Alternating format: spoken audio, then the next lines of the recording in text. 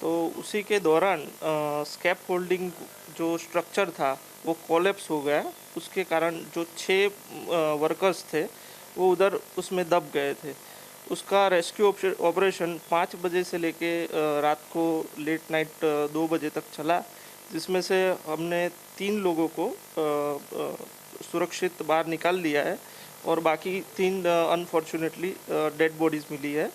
उनका पीएम और वगैरह हो चुका है और बाकी के जो 3 जो मज़दूर हैं उनमें से 2 को राजकोट फर्दर ट्रीटमेंट के लिए रिफ़र किया गया है। एक और तीनों की हालत अभी स्टेबल है। और अभी इंडस्ट्रियल सेफ्टी ऑफिसर के द्वारा जो घटना बनी है उसकी प्राइमरी जांच हो रही है और उनकी जो प्राइमरी रिपोर्ट आएगी उसके अकॉर्डिंगली हम एफआईआर लॉन्च करेंगे। सर, ये जो पोस्टमार्टम की गई है उसमें क्या निकल के आया है? क्या ये सफोकेशन की वजह से हुआ था? क्योंकि उससे भी पता चल सकता है कि क्या ये कुछ इंफ्रास्ट्रक्चरल फ्लॉ की वजह से ये पूरा हादसा। अभी तक ऑफिशियली पोस्टमार्टम रिपोर्ट हमारे तक नहीं आई है, तो we will wait for postmortem report. उसके बाद ही हम बता पाएंगे कि एक्चुअली किस कारण से इनकी मौत हुई है।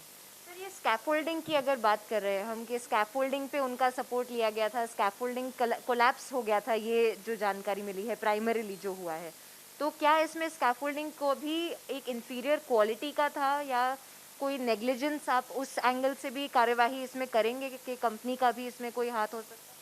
हाँ जी, उसमें ऐसा है कि अभी जो इंडस्ट्रियल सेफ्टी ऑफिसर है जो ये सब चीज़ें देखते हैं, उनका ये काम है, वो प्राइमरीली हमको रिपोर्ट देंगे कि किसकी इसमें नेग्लिजेंसी है ये घटना के पीछे। उसके अकॉर्डिंगली हम अपने जो लीगल प्रोसीजर है एफआईआर लॉन्च की वो करेंगे। तो अभी आप अभी ज़्यादा इस पर क्लैरिटी आप नहीं दे पाएंगे कि क्या आईपीसी के अंदर ये एफआईआर लॉन्च की जा सकती है, बट लीगली स्पीकिंग किस किस चीज़ों के ऊपर ये एफआईआर लॉन्च की जा सकती है और क्या ये कंपनी के अगेंस्ट की जाएगी?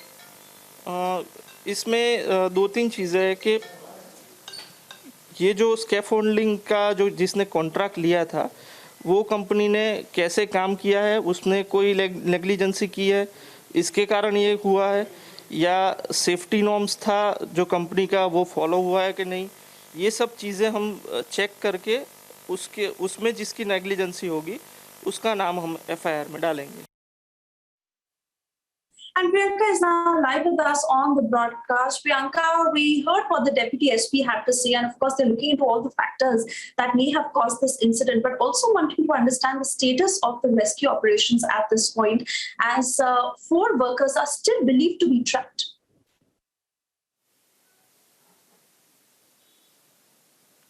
Well, the rescue operation have already been completed. There were altogether 6 workers who had been trapped inside of the chimney of the cement factory, after which the 2 NDRF teams had been dispatched from Junagadh and Rajkot districts of the state of Gujarat, and they had carried out rescue operations of these 6 laborers. Unfortunately, out of these 6, 3 had lost their lives at the time that the accident had taken place.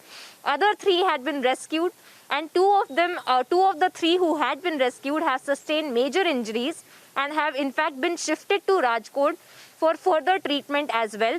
One of the workers whom we did manage to speak to had in fact described how the entire incident had taken place, how the scaffolding in front of the chimney had collapsed all of a sudden, because of which this accident had taken place, which is what we also heard the Deputy Superintendent of Police also speak about, that whether or not they will also be looking at the investigating officer's report, industrial investigating officer's report, over who was really responsible for this entire accident to take place, whether the company who that owns the factory is responsible for the negligence, or it is the company that had the contract for the scaffolding which already collapsed all of a sudden, because of which these 3 laborers had lost their lives. So this investigation is going on as of now. The FIR has still not been registered, but the Deputy Superintendent of Police has said that they're waiting for the primary investigating report by the industrial officer, industrial safety officer, and over that an FIR will be registered to understand if the negligence was of the company that owns the cement factory or the contractor that had owned the scaffolding, and against whom the FIR will actually be registered.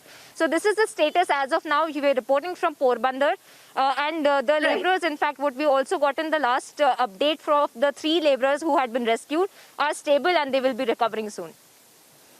Right. So, Priyanka, thank you for those details. We'll keep coming back to you as further information on the investigation is diverged. For the moment, thank you for joining us.